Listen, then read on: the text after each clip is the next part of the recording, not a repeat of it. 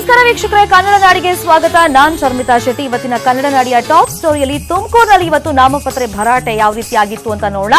ಇವತ್ತು ಅಲ್ಲಿ ಏಟು ಎದಿರೇಟು, ಪೈಪೋಟಿ, ಶಕ್ತಿ ಪ್ರದರ್ಶನ, ಬಲಾಬಲದ ಶೋ ಎಲ್ಲವೂ ನಡೆದಿತ್ತು. ಮೈತ್ರಿ ಧರ್ಮ ಪಾಲನೆ ವಿರುದ್ಧ ತಿರುಗಿಬಿದ್ದ ಹಾಲಿ ಕೈ ಸಂಸದ ಮಾಜಿ ಪ್ರಧಾನಿ ವಿರುದ್ಧ ಸೆಟೆದು ನಿಂತಿದ್ರು. ಮಾಜಿ ಪ್ರಧಾನಿ ಕಲ್ಪತರು ನಾಡಲ್ಲಿ ನಾಮಿನೇಷನ್ ಮಾಡಿ ಲೋಕ ಸಮರದ ಸ್ಪರ್ಧೆಗಿಳಿದ್ರು. ಕಲ್ಪತರು ಕುರುಕ್ಷೇತ್ರದಲ್ಲಿ ಮುದ್ದಹನುಮೇಗೌಡ ನಾಮಿನೇಷನ್. ಕಾಂಗ್ರೆಸ್ ಬಂಡಾಯ ಅಭ್ಯರ್ಥಿಯಾಗಿ ಜೆಡಿಎಸ್ ವಿರುದ್ಧ ಗುಡುಗು. ಕಾಂಗ್ರೆಸ್ ಟಿಕೆಟ್ ಕೈತಪ್ಪಿದ್ರಿಂದ ಕೆರಳಿ ಕೆಂಡವಾಗಿರೋ ಹಾಲಿ ಸಂಸದ ಮುದ್ದಹನುಮೇಗೌಡರ ಹೃದಯ ಸಮುದ್ರ ಕಲಕಿದೆ. ಹೈಕಮಾಂಡ್ ನಿರ್ಧಾರದ ವಿರುದ್ಧ ಸೆಟೆದು ನಿಂತು ಮಾಜಿ ಪ್ರಧಾನಿ ವಿರುದ್ಧ ತೊಡೆತಟ್ಟಿ ಅಖಾಡಕ್ಕಿಳಿದಿರೋ ಸಂಸದ ಮುದ್ದಹನುಮೇಗೌಡರು ಬೆಳಿಗ್ಗೆಯೇ ತುಮಕೂರಿನ ಶೆಟ್ಟಿಹಳ್ಳಿಯ ಆಂಜನೇಯ ದೇಗುಲದಲ್ಲಿ ಪೂಜೆ ಸಲ್ಲಿಸಿದ್ರು. ಅಲ್ಲಿಂದ ಡಿಸಿ ಕಚೇರಿಗೆ ಬಂದು ಕಾಂಗ್ರೆಸ್ ಬಂಡಾಯ ಅಭ್ಯರ್ಥಿಯಾಗಿ ನಾಮಪತ್ರ ಸಲ್ಲಿಸಿದ್ರು.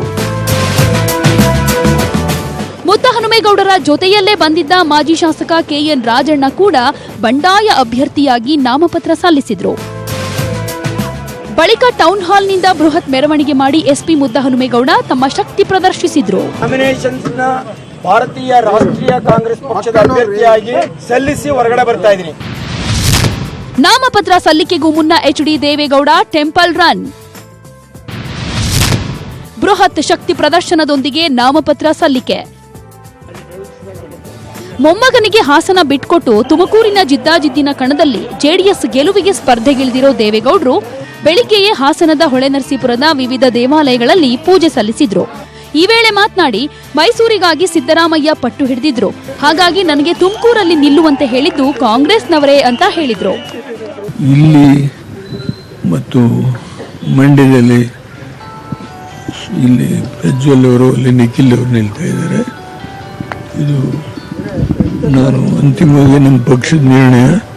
ತುಮಕೂರು ಶಾಸಕರು, ಪರಮೇಶ್ವರು ಅವರೆಲ್ಲರೂ ಸೇರಿ ನಿಲ್ಲಲೇಬೇಕು ಅಂತ ಹೇಳಿ ಒತ್ತಾಯ ಮಾಡಿದ್ರೆ ಒಂದು ತೀರ್ಮಾನ ಮಾಡಿದ್ದೇನೆ.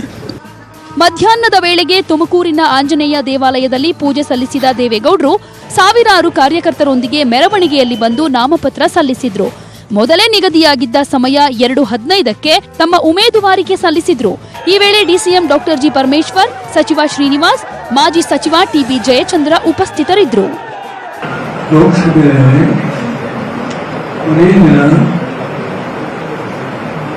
ನಾನು ಲೋಕಸಭೆ ಸದಸ್ಯರಾಗಿ 29 ವರ್ಷ ಕೆಲಸ ಮಾಡಿದ್ದೇನೆ. 1991ರಿಂದ ಮಧ್ಯೆ ಒಂದು 18 ತಿಂಗಳು ಹೊರಗಡೆ ಇದ್ದೆ.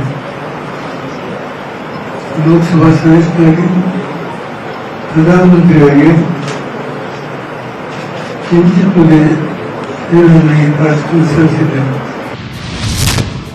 ಎಚ್ಡಿ ದೇವೇಗೌಡರಿಗೆ ಗೋ ಬ್ಯಾಕ್ ಬಿಸಿ. ನಾಮಪತ್ರ ಸಲ್ಲಿಸುವ ವೇಳೆ ಮಾಜಿ ಪ್ರಧಾನಿ ಎಚ್ಡಿ ದೇವೇಗೌಡರಿಗೆ ಪ್ರತಿಭಟನೆಯ ಬಿಸಿ ತಟ್ಟಿತ್ತು. ಕೆಲವು ಮಹಿಳೆಯರು ಗೋ ಬ್ಯಾಕ್ ದೇವೇಗೌಡ ಅಂತ ಬೋರ್ಡ್ ಹಿಡಿದು ಖಾಲಿ ಕೊಡವನ್ನ ಪ್ರದರ್ಶಿಸಿದ್ರು. ಒಟ್ಟಾರೆ ತುಮಕೂರಲ್ಲಿ ದೊಡ್ಡಗೌಡರು ಹಾಗೂ ಸಣ್ಣಗೌಡರ ಸ್ಪರ್ಧೆ ರೋಚಕವಾಗಿದೆ. Bureau report, news 18 Kannada.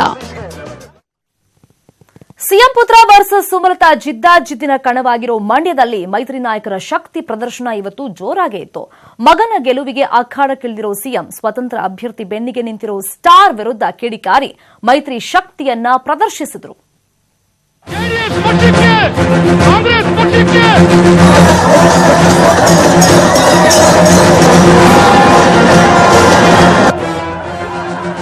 ಎಲ್ಲೆಲ್ಲೂ ಜೆಡಿಎಸ್ ಬಾವುಟ. ನಿಖಿಲ್ ನಾಮಿನೇಷನ್ಗೆ ಹರಿದು ಬಂದ ಜನಸಾಗರ. ಮಗನ ಗೆಲುವಿಗೆ ಅಖಾಡಕ್ಕಿಳಿದು ಸಿಎಂ ಶಕ್ತಿ ಪ್ರದರ್ಶನ. ಇಡೀ ದೇಶದಲ್ಲೇ ಹೈ ವೋಲ್ಟೇಜ್ ಕ್ಷೇತ್ರವಾದ ಮಂಡ್ಯ ರಣಕಣಕ್ಕೆ ನಿಖಿಲ್ ಅಧಿಕೃತವಾಗಿ ಎಂಟ್ರಿಯಾಗಿದ್ದಾರೆ. 20ರಂದು ಸ್ವತಂತ್ರ ಅಭ್ಯರ್ಥಿ ಸುಮಲತಾ ಬೃಹತ್ ಶಕ್ತಿ ಪ್ರದರ್ಶನದೊಂದಿಗೆ ನಾಮಪತ್ರ ಸಲ್ಲಿಸಿದ್ರು. ಅವರಿಗಷ್ಟೇನ ಜನ ಇರೋದು, ನಮಗೂ ನಮ್ಮ ಕಾರ್ಯಕರ್ತರಿದ್ದಾರೆ ಅಂತ ಗುಡುಗಿದ್ದ ಸಿಎಂ ಇವತ್ತು ಸಿಕ್ಕಾಪಟ್ಟೆ ಜನ ಸೇರಿಸಿ ಭರ್ಜರಿಯಾಗಿ ಮಗನ ನಾಮಿನೇಷನ್ ಮಾಡಿಸಿದ್ರು.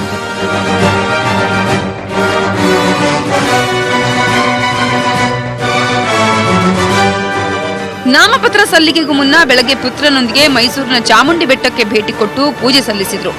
ಬಳಿಕ ಸುತ್ತೂರು ಶ್ರೀಗಳ ಆಶೀರ್ವಾದ ಪಡೆದರು. ಸಕ್ಕರೆ ನಾಡಲ್ಲಿ ನಿಖಿಲ್ ನಾಮಿನೇಷನ್ ಅಬ್ಬರ. ಮೈತ್ರಿ ಶಕ್ತಿ ಪ್ರದರ್ಶನದೊಂದಿಗೆ ಸಿಎಂ ಪ್ರಚಾರ.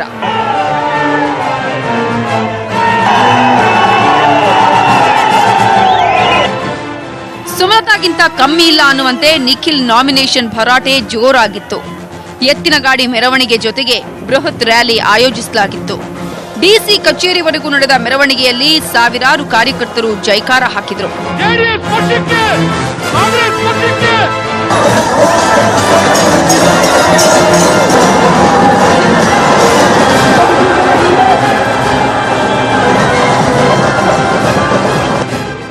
ಬಳಿಕ ಮೈತ್ರಿ ಅಭ್ಯರ್ಥಿಯಾಗಿ ಸಚಿವ ಡಿಕೆಶಿ, ರೇವಣ್ಣ, ಅಮ್ಮ ಅನಿತಾ ಹಾಗೂ ಸಿಎಸ್ ಪುಟ್ಟರಾಜು ಜೊತೆ ನಿಖಿಲ್ ನಾಮಪತ್ರ ಸಲ್ಲಿಸಿದ್ರು. ಅಂಬರೀಶ್ ಹೆಸರಲ್ಲಿ ಡಿಕೆಶಿ ಮತಬೇಟೆ. ಜೋಡೆತ್ತುಗಳು ಸ್ಟಾರ್ಗಳಲ್ಲ, ನಾವು ಜೋಡೆತ್ತು. ದರ್ಶನ್, ಯಶ್, ಸುಮಾಗೆ ಸಿಎಂ ಟಾಂಗ್. ನಾಮಪತ್ರ ಸಲ್ಲಿಕೆ ಬಳಿಕ ಸಮಾವೇಶದಲ್ಲಿ ಮಾತನಾಡಿದ ಸಚಿವ ಡಿಕೆ ಶಿವಕುಮಾರ್, ಅಂಬರೀಶ್ ಹೆಸರಲ್ಲಿ ನಿಖಿಲ್ ಪರ ಮತಬೇಟೆ ಮಾಡಿದ್ರೆ ಸಿಎಂ ಸುಮಲತಾಗಿರೋ ಸ್ಟಾರ್ ಬೆಂಬಲಕ್ಕೆ ಕುಹಕವಾಡಿದ್ರು. ನಿನ್ನೆ ಒಂದು ಮಾತು ಹೇಳಿದ್ದೇನೆ, ನಿನ್ನೆ ಒಂದು ಬಳ್ಳಾರಿಯಲ್ಲಿ ಒಂದು ಮಾತು ಹೇಳಿದ್ದೇನೆ, ನಿಮ್ಮ ಹೆಣ ಹೊರೋರು ನಾವೇ, ನಿಮ್ಮ ಪಲ್ಲಕ್ಕಿ ಹೊರೋರು ನಾವೇ, ಬೇರೆ ಯಾರು ಬರ್ಲಿಕ್ಕೆ ಸಾಧ್ಯ ಇಲ್ಲ. ನಮ್ಮ ಪಕ್ಷೇತರ ಅಭ್ಯರ್ಥಿ ನಾಮಪತ್ರ ಹಾಕಬೇಕಾದ್ರೆ ನಾವು ಜೋಡೆತ್ತು ಬರ್ತೀವಿ ಅಂತ ಹೇಳಿದ್ದಾರೆ. ಅವು ರೈತರಿಗೆ ಹೊಲ ಹುಳ ಜೋಡತ್ತಲ್ಲ, ಅವು ನೀವು ಬೆಳೆದಿರ್ತಕ್ಕಂಥ ಬೆಳೆನ ಅರ್ಧ ರಾತ್ರಿ ಬಂದು ಮೇಯ್ಕೊಂಡು ಹೋಗಂತ ಜೆತ್ಗಳನ್ನ ದಯವಿಟ್ಟು ನೋಡಬೇಡಿ. ಇಲ್ಲಿಬ್ರು ನಿಜವಾದ ಜೋಡೆತ್ತಿದ್ದೇವೆ. ಇಲ್ಲಿ ಇನ್ನು ಸಚಿವ ಡಿಕೆಶಿ ಕಾಲಿಗೆ ಬಿದ್ದು ಆಶೀರ್ವಾದ ಪಡೆದ ಮೈತ್ರಿ ಅಭ್ಯರ್ಥಿ ನಿಖಿಲ್ ತಮ್ಮನ್ನ ಬೆಂಬಲಿಸುವಂತೆ ಕೋರಿದ್ರು.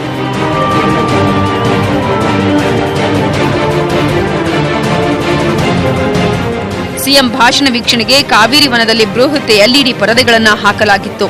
ಆದರೆ ಅನುಮತಿ ಪಡೆಯದ ಕಾರಣ 10 ಎಲ್ಇಡಿ ಪರದೆಗಳನ್ನು ಚುನಾವಣಾ ಅಧಿಕಾರಿಗಳು ತೆರವು ಮಾಡಿದರು. ಎಚ್ಡಿಕೆಯಿಂದ ಸುಮಲತಾ ಫೋನ್ ಟ್ಯಾಪಿಂಗ್. ಚುನಾವಣಾ ಆಯೋಗಕ್ಕೆ ಸುಮಲತಾ ದೂರು.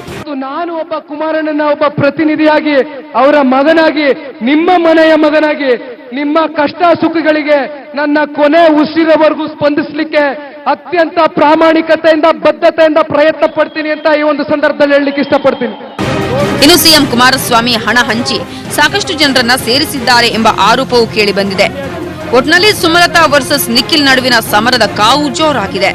ಈ ಜಿದ್ದಾಜಿದ್ದಿನ ಹೋರಾಟದಲ್ಲಿ ಮತದಾರ ಯಾರ ಕೈ ಹಿಡಿತಾನೆ ನೋಡಬೇಕು.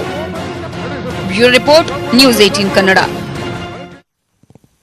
ಇನ್ನೊಂದ್ ಕಡೆ ಇವತ್ತು ಮೈಸೂರಲ್ಲಿ ಮಾಜಿ ಸಿಎಂ ಸಿದ್ದರಾಮಯ್ಯ ತಮ್ಮ ಆಪ್ತನ ಪರ ಶಕ್ತಿ ಪ್ರದರ್ಶಿಸಿದ್ರು. ಅತ್ತ ಹಾಸನದಲ್ಲಿ ಬಿಜೆಪಿ ರಾಜ್ಯಾಧ್ಯಕ್ಷ ಬಿಎಸ್ ಯಡಿಯೂರಪ್ಪ ಮಂಜು ಪರ ಪ್ರಚಾರ ಮಾಡಿದ್ರು.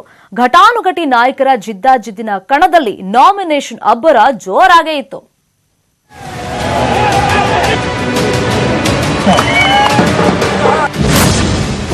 ಹಾಸನದಲ್ಲಿ ಬಿಜೆಪಿ ಅಭ್ಯರ್ಥಿ ಮಂಜು ನಾಮಿನೇಷನ್.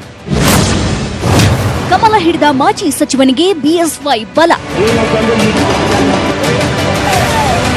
ಪ್ರಜ್ವಲ್ ವರ್ಸಸ್ ಮಂಜು ಅಂತಾನೆ ಬಿಂಬಿತವಾಗಿರೋ ಹಾಸನ ಲೋಕಸಭಾ ಕ್ಷೇತ್ರದಲ್ಲಿಂದು ಬೃಹತ್ ಶಕ್ತಿ ಪ್ರದರ್ಶನದೊಂದಿಗೆ ಬಿಜೆಪಿ ಅಭ್ಯರ್ಥಿ ಮಂಜು ನಾಮಿನೇಷನ್ ಮಾಡಿದ್ದಾರೆ. ಬೆಳಗ್ಗೆ ಗ್ರಾಮದೇವತೆ ಹನ್ಯಾಳಮ್ಮ ಸೇರಿದಂತೆ ಮನೆ ದೇವರು ವೆಂಕಟರಮಣ ಸ್ವಾಮಿಗೆ ಪೂಜೆ ಸಲ್ಲಿಸಿದ್ರು. ಬಳಿಕ ಪೌರ ಕಾರ್ಮಿಕ ದಂಪತಿ ಚಂದ್ರು ಹಾಗೂ ಅಶ್ವಿನಿ ಅವರ ಮನೆಗೆ ತೆರಳಿ ಪಾದ ತೊಳೆದ್ರು. ಜಿಲ್ಲಾಧಿಕಾರಿ ಕಚೇರಿಯವರೆಗೆ ಬೃಹತ್ ಮೆರವಣಿಗೆಯಲ್ಲಿ ಬಂದು ಮಂಜು ನಾಮಪತ್ರ ಸಲ್ಲಿಸಿದ್ರು. ಖುದ್ದು ಬಿಜೆಪಿ ರಾಜ್ಯಾಧ್ಯಕ್ಷ ಬಿಎಸ್ ಯಡಿಯೂರಪ್ಪ ಮೆರವಣಿಗೆಯಲ್ಲಿ ಭಾಗಿಯಾಗಿದ್ರು. ಮಂಜು ಈ ಬಾರಿ ಸುಮಾರು 2 ಲಕ್ಷ ಅಂತರದಲ್ಲಿ ಗೆದ್ದದು ನಿಶ್ಚಿತ. ಈ ಕುಟುಂಬ ರಾಜಕಾರಣಕ್ಕೆ ಹಿತೈಷಿ ಆಡುವಂತಹ ತೀರ್ಮಾನವನ್ನ ಈ ರಾಜ್ಯದ ಮತದಾರರು ತಗೊಂಡಿದ್ದಾರೆ. ಸೂರ್ಯ ಚಂದ್ರ ಎಷ್ಟು ಸತ್ಯನೋ ಅಷ್ಟೇ ಸತ್ಯ. ನಾವು 22 ಲೋಕಸಭಾ ಕ್ಷೇತ್ರ ಗೆಲ್ತೇವೆ. ಜೆಡಿಎಸ್ ಭದ್ರಕೋಟೆ ಅಲ್ಲ, ನಮ್ಮದೇ ಭದ್ರ ಆಗಿದ್ದು. ನಾವು ಡಿವೈಡ್ ಆಗಿದ್ದು 70% ಒಟ್ಟಾಗಿದ್ದೀವಿ. ಮೈಸೂರಲ್ಲಿ ದೋಸ್ತಿ ಅಭ್ಯರ್ಥಿ ಅಖಾಡಕ್ಕೆ ಎಂಟ್ರಿ. ಬಿಜೆಪಿ ಅಭ್ಯರ್ಥಿ ಪ್ರತಾಪ್ ಸಿಂಹ ಮತ್ತೆ ಅದೃಷ್ಟ ಪರೀಕ್ಷೆಗೆ. ಮೈಸೂರಲ್ಲಿ ದೋಸ್ತಿ ಅಭ್ಯರ್ಥಿ ಸಿಎಚ್ ವಿಜಯಶಂಕರ್ ಅಖಾಡಕ್ಕಿಳಿದಿದ್ದು ಚಾಮುಂಡಿ ಬೆಟ್ಟದಲ್ಲಿ ಕುಟುಂಬ ಸಮೇತರಾಗಿ ಬಿ ಫಾರಂಗೆ ಪೂಜೆ ಸಲ್ಲಿಸಿದರು. ಕೋಟೆ ಆಂಜನೇಯ ಸ್ವಾಮಿ ದೇವಾಲಯದಿಂದ ಹೊರಟ ಬೃಹತ್ ಮೆರವಣಿಗೆಯಲ್ಲಿ ಮಾಜಿ ಸಿಎಂ ಸಿದ್ದರಾಮಯ್ಯ, ಕೆಪಿಸಿಸಿ ಅಧ್ಯಕ್ಷ ದಿನೇಶ್ ಗುಂಡೂರಾವ್, ಮಾಜಿ ಸಚಿವ ಎಚ್ಸಿ ಮಹದೇವಪ್ಪ ಸೇರಿದಂತೆ ಕಾಂಗ್ರೆಸ್ ನಾಯಕರು ಭಾಗಿಯಾಗಿದ್ದರು. ಆದರೆ ಜೆಡಿಎಸ್ ನಾಯಕರು ಯಾರೂ ಮೆರವಣಿಗೆಯಲ್ಲಿ ಕಾಣಲೇ ಇಲ್ಲ. ಬಳಿಕ ಡಿಸಿ ಕಚೇರಿಗೆ ಬಂದ ಸಚಿವ ಸಾರಾ ಮಹೇಶ್ ನಾಮಪತ್ರ ಸಲ್ಲಿಕೆ ವೇಳೆ ಕಾಣಿಸಿಕೊಂಡರು. ಸಮ್ಮಿಶ್ರ ಸರ್ಕಾರ ಇದೆ. ಕಾಂಗ್ರೆಸ್ ಜೆಡಿಎಸ್ ಒಟ್ಟಾಗಿ ಚುನಾವಣೆ ಎದುರಿಸ್ತಾ ಇದ್ದೀವಿ. ಎಷ್ಟು ಕ್ಷೇತ್ರಗಳನ್ನ ಗೆಲ್ಲುವಂತದ್ದು? ಮಿನಿಮಮ್ 20, ಮ್ಯಾಕ್ಸಿಮಮ್ 28 ಆಗ್ಬೋದು. ಕಾಂಗ್ರೆಸ್ ಮತ್ತು ಜೆಡಿಎಸ್ ಒಂದಾದ ಮೇಲೆ ಇಲ್ಲಿ ಚುನಾವಣೆ ಇದೆ, ಹೋರಾಟ ಇದೆ. ಇದು ನನಗೆ ಅನಿಸ್ತಾನೆ ಇಲ್ಲ. ಈ ಎರಡೂ ಪಕ್ಷಗಳ ಶಕ್ತಿಯಿಂದ, ಬಲದಿಂದ ಈ ಚುನಾವಣೆಯನ್ನು ನಿಶ್ಚಿತವಾಗಿ ಕೂಡ ನಾವು ಗೆಲ್ತೇವೆ. ಪಕ್ಷಗಳ ಹಿತದೃಷ್ಟಿಯಿಂದ ಎಲ್ಲಿ ನಮ್ಮ ಪಕ್ಷದ ಅಭ್ಯರ್ಥಿ ಇದ್ದಾರೆ ಅಲ್ಲಿ ಕಾಂಗ್ರೆಸ್ನವರು, ಎಲ್ಲಿ ಕಾಂಗ್ರೆಸ್ನವರ ಅಭ್ಯರ್ಥಿಗಳಿದ್ದಾರೆ ಅಲ್ಲಿ ನಮ್ಮ ಪಕ್ಷದ ಕಾರ್ಯಕರ್ತರು ಯಾವುದೇ ಸಂದೇಹವಿಲ್ಲದೆ ಕೆಲಸವನ್ನು ಮಾಡಲಿಕ್ಕೆ ಕಟ್ಟುನಿಟ್ಟಿನ ಸೂಚನೆಯನ್ನು ಕೊಟ್ಟಿದ್ದಾರೆ. ಬಿಜೆಪಿಯಿಂದ ಪ್ರತಾಪ್ ಸಿಂಹ ಕೂಡ ನಾಮಪತ್ರ ಸಲ್ಲಿಸಿದ್ದಾರೆ. ಬೆಳಗ್ಗೆ ಚಾಮುಂಡೇಶ್ವರಿ ದೇವಿಗೆ ಪೂಜೆ ಸಲ್ಲಿಸಿದ ಬಳಿಕ ಸುತ್ತೂರು ಮಠಕ್ಕೆ ತೆರಳಿ ಶ್ರೀಗಳ ಆಶೀರ್ವಾದ ಪಡೆದರು. ಬಳಿಕ ಮೈಸೂರಿನ ಕೋಟೆ ಆಂಜನೇಯ ಸ್ವಾಮಿ ದೇವಾಲಯದಿಂದ ಡಿಸಿ ಕಚೇರಿ ತನಕ ಸಾಗಿದ ಮೆರವಣಿಗೆಯಲ್ಲಿ ಮಾಜಿ DCM R Ashok, SA Ramadas, ಶಾಸಕ ಅಪ್ಪಚ್ಚು ರಂಜನ್, ವಿರಾಜಪೇಟೆ ಶಾಸಕ ಕೆಜಿ ಬೋಪಯ್ಯ ಭಾಗಿಯಾಗಿದ್ದರು. ಮೋದಿಯವರು ಕೂಡ ಮೈಸೂರಿಗೆ ಆಗಮಿಸ್ತಾ ಇದ್ದಾರೆ. ಅದನ್ನು ಇವತ್ತಿನ ಪತ್ರಿಕಾಗೋಷ್ಠಿಯಲ್ಲಿ ನಮ್ಮ ಆರ್ ಅಶೋಕ್ ಅವರು ಯಾವತ್ತು ಬರ್ತಾರೆ, ಅದು ಎಷ್ಟೊತ್ತಿಗೆ ಬರ್ತಾರೆ ಅದನ್ನೆಲ್ಲರೂ ಕೂಡ ಘೋಷಣೆ ಮಾಡಲಿದ್ದಾರೆ. ಹಾಗಾಗಿ ಮೈಸೂರಿನ ಜನರು ಮತ್ತು ನಮ್ಮ ನಡುವೆ ಒಳ್ಳೆಯ ಮೈತ್ರಿ ಇದೆ. ಈ ಮೈತ್ರಿ ಮುಂದೆ ಇನ್ಯಾವ ಮೈತ್ರಿಗಳು ನಡೆಯುವುದಿಲ್ಲ. ಹಾಸನ ಹಾಗೂ ಮೈಸೂರಲ್ಲಿ ಶಕ್ತಿ ಪ್ರದರ್ಶನ ಮಾಡಿರೋ ಸ್ಪರ್ಧಿಗಳು ಇಂದಿನಿಂದ ಫುಲ್ ಆಕ್ಟಿವ್ ಆಗಿದ್ದಾರೆ. ಸೋಲು ಗೆಲುವಿನ ಲೆಕ್ಕಾಚಾರ ಮಾಡ್ತಾ ವಿಜಯಮಾಲೆ ಧರಿಸಲು ರಣತಂತ್ರ ರೂಪಿಸುತ್ತಿದ್ದಾರೆ. Bureau report, news 18 Kannada. ಲೋಕ ಮಹಾಸಮರದ ಕಣದಲ್ಲಿ ಇವತ್ತು ಸೋಮವಾರ ಅಭ್ಯರ್ಥಿಗಳಿಗೆ ಶುಭ ಸೋಮವಾರ ಆಗಿತ್ತು. ಮೊದಲ ಹಂತದ ಮತದಾನದ ಕ್ಷೇತ್ರಗಳಲ್ಲಿ ಘಟಾನುಘಟಿ ನಾಯಕರ ಉಮೇದುವಾರಿಕೆ ಉತ್ಸವ ಜೋರಾಗೇ ಇತ್ತು. ಮೊದಲ ಹಂತದ ಲೋಕಸಮರಕ್ಕೆ ಸೇನಾನಿಗಳು ಸಜ್ಜು. 14 ಕ್ಷೇತ್ರಗಳಲ್ಲಿ ಇಂದು ನಾಮಿನೇಷನ್ ಪರ್ವ.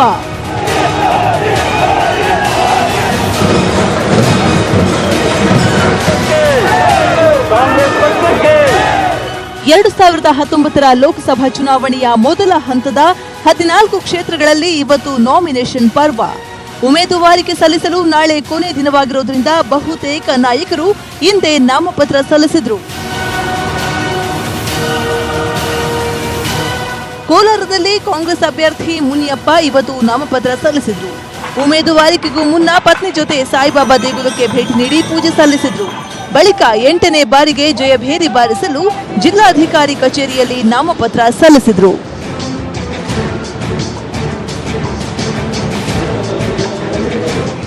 ಬಿಜೆಪಿ ಅಭ್ಯರ್ಥಿಯಾಗಿ ಎಸ್ ಮುನಿಸ್ವಾಮಿ ನಾಮಪತ್ರ ಸಲ್ಲಿಸಿದ್ರು. ನಾಮಪತ್ರ ಸಲ್ಲಿಕೆ ಬಳಿಕ ಬೃಹತ್ ರೋಡ್ ಶೋ ಮಾಡಿದ್ರು.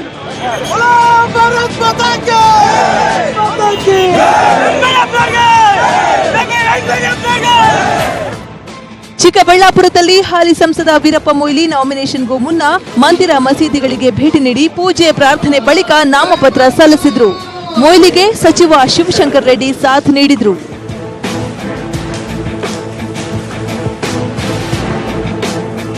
ಬಿಜೆಪಿಯಿಂದ ಬಿಎನ್ ಬಚ್ಚೇಗೌಡ ಉಮೇದುವಾರಿಕೆ ಸಲ್ಲಿಸಿದ್ರು. ಇನ್ನು ಬಿಎಸ್ಪಿಯಿಂದ ದ್ವಾರಕಾನಾಥ್ ನಾಮಪತ್ರ ಸಲ್ಲಿಸಿದ್ರು. ದಕ್ಷಿಣ ಕನ್ನಡ ಲೋಕಸಭಾ ಕ್ಷೇತ್ರದಲ್ಲಿ ಬಿಜೆಪಿ ಅಭ್ಯರ್ಥಿಯಾಗಿ ನಳಿನ್ ಕುಮಾರ್ ಕಟೀಲ್ ನಾಮಪತ್ರ ಸಲ್ಲಿಸಿದ್ರು. ಕಾಂಗ್ರೆಸ್ ಅಭ್ಯರ್ಥಿಯಾಗಿ ಮಿಥುನ್ ರೈ ನಾಮಿನೇಷನ್ ಮಾಡಿದ್ರು. ನಾಮಿನೇಷನ್ ವೇಳೆ ಸಚಿವ ಯುಟಿ ಖಾದರ್, ಮಾಜಿ ಸಚಿವ ರಮಾನಾಥ ರೈ, ಜನಾರ್ದನ ಪೂಜಾರಿ ಸೇರಿದಂತೆ ಹಲವು ಕಾಂಗ್ರೆಸ್ ನಾಯಕರು ಉಪಸ್ಥಿತರಿದ್ದರು.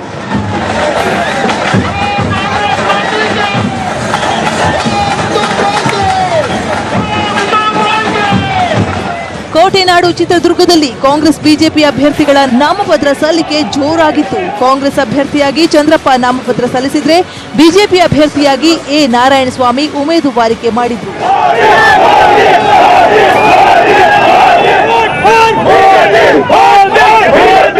ತೀವ್ರ ಕುತೂಹಲ ಮೂಡಿಸಿದ್ದ ಉಡುಪಿ ಚಿಕ್ಕಮಗಳೂರು ಕ್ಷೇತ್ರದಲ್ಲಿ ಜೆಡಿಎಸ್ ಕಾಂಗ್ರೆಸ್ ಮೈತ್ರಿಯ ಅಭ್ಯರ್ಥಿಯಾಗಿ ಪ್ರಮೋದ್ ಮಧ್ವರಾಜ್ ನಾಮಪತ್ರ ಸಲ್ಲಿಸಿದ್ದಾರೆ. ಈ ವೇಳೆ ಕೆಜೆ ಜಾರ್ಜ್, ಜಯಮಾಲಾ ಭಾಗಿಯಾಗಿದ್ರು. ಚಾಮರಾಜನಗರ ಲೋಕಸಭಾ ಕ್ಷೇತ್ರದಲ್ಲಿ ಕಾಂಗ್ರೆಸ್ ಅಭ್ಯರ್ಥಿ ಆರ್ ಧ್ರುವನಾರಾಯಣ ಕಣಕ್ಕಿಳಿದಿದ್ದಾರೆ. ಜಿಲ್ಲಾ ಉಸ್ತುವಾರಿ ಸಚಿವ ಪುಟ್ಟರಂಗಶೆಟ್ಟಿ, ಶಾಸಕರಾದ ಆರ್ ನರೇಂದ್ರ, ಯತೀಂದ್ರ ಸಿದ್ದರಾಮಯ್ಯ, ಅನಿಲ್ ಚಿಕ್ಕಮಾದು ನಾಮಿನೇಷನ್ ವೇಳೆ ಇದ್ರು. Bureau report, news 18 Kannada. ಅಂತ ನಡೆದು ಇಂದಿಗೆ ಒಂದು ವಾರ. ಸುತ್ತಿನ ಚೀಲ ತುಂಬಿಸಿಕೊಳ್ತಾ ಇದ್ದವರು ಸೇರಿದಂತೆ ಕಟ್ಟಡದಲ್ಲಿ ಬದುಕು ಕಟ್ಕೊಳ್ತಾ ಇದ್ದವರ ಬದುಕೆ ಕುಸ್ತು ಬಿಟ್ಟಿತು. ತಮ್ಮವರಿಗೆ ಕೊನೆ ಕ್ಷಣದವರೆಗೂ ಕುಟುಂಬಗಳು ಕಾಯ್ತಾ ಇದ್ವು. ಆದರೆ ಆ ನಿರೀಕ್ಷೆ ಕೊನೆಯ ದಿನ ಹುಸಿಯಾಗಿದ್ದು ರಕ್ಷಣಾ ಕಾರ್ಯಾಚರಣೆಯೂ ಕೊನೆಯಾಗಿದೆ.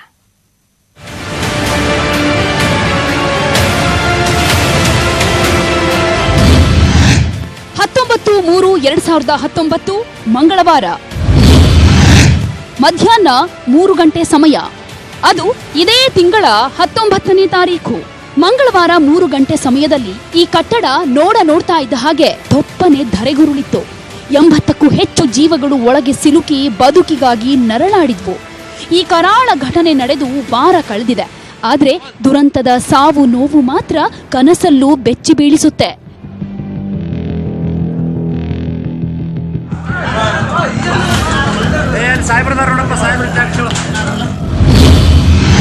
ಬಹುಮಹಡಿ ಕಟ್ಟಡ ತೆರವು ಕಾರ್ಯ ಅಂತ್ಯ. 19 ಮಂದಿ ಸಾವು, 57 ಜನರ ರಕ್ಷಣೆ. ಇವತ್ತು ಮುಂಜಾನೆವರೆಗೂ ಈ ಕಿಲ್ಲರ್ ಕಟ್ಟಡದಲ್ಲಿ ಸಾವಿನ ಸರಣಿ ಮುಂದುವರೆದಿತ್ತು.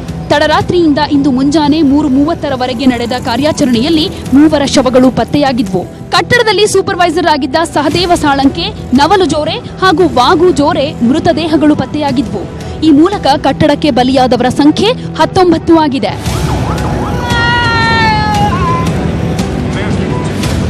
ಸತತ 1 ವಾರದಿಂದ ಕಾರ್ಯಾಚರಣೆಯಲ್ಲಿದ್ದ ಎನ್ಡಿಆರ್ಎಫ್, ಎಸ್ಡಿಆರ್ಎಫ್, ಅಗ್ನಿಶಾಮಕ ಸಿಬ್ಬಂದಿ ಒಟ್ಟು 57 ಜನರನ್ನ ರಕ್ಷಿಸಿದ್ದಾರೆ. 3:15-3:30 ಅಷ್ಟೊತ್ತಿಗೆ ಇಲ್ಲಿ ನಮ್ಮ ಮುಂದೆ ಒಂದು ಕಾಂಪ್ಲೆಕ್ಸ್ ಏನಿದ್ದು ಅದು ಬಿದ್ದೋಯ್ತು. ರೆಸ್ಕ್ಯೂ ಆಪರೇಷನ್ಸ್ನ ಶುರು ಮಾಡಿದ್ವಿ ಇಮಿಡಿಯೇಟ್ಲಿ. ಮೀನ್ವೈಲ್ ಯಾರನ್ನೆಲ್ಲ ನಾವು ರೆಸ್ಕ್ಯೂ ಮಾಡಿದ್ವಿ ಅವ್ರನ್ನೆಲ್ಲ ನಾವು ಇಮಿಡಿಯೇಟಾಗಿ ಆ್ಯಂಬುಲೆನ್ಸ್ ಮೂಲಕ ಹಾಸ್ಪಿಟಲ್ಗೆ ದಾಖಲೆ ಮಾಡಿದ್ದೀವಿ. ಅದೇ ರೀತಿಯಲ್ಲಿ ಮಿಕ್ಕಿದವರಿಂದ ನಾವು ಉಳ್ಸೋಕ್ಕೆ ಆಗಲಿಲ್ಲ. ಬಟ್ ಹವೆವರ್ ಯಾರೆಲ್ಲ ರಿಪೋರ್ಟ್ ಆಗಿದ್ದಾರೆ ಮಿಸ್ಸಿಂಗ್ ಅಂತ ಅವ್ರನ್ನ ನಾವು ಟ್ರೇಸ್ ಅಂತೂ ಖಂಡಿತ ಮಾಡಿದ್ದೀವಿ. ದುರಂತ ಸ್ಥಳದಲ್ಲಿ ರಕ್ಷಣಾ ಕಾರ್ಯದ ಬಗ್ಗೆ ಮಾತನಾಡ್ತಿದ್ದಾಗ ಜಿಲ್ಲಾಧಿಕಾರಿ ಒಂದು ಕ್ಷಣ ಭಾವುಕರಾದರು.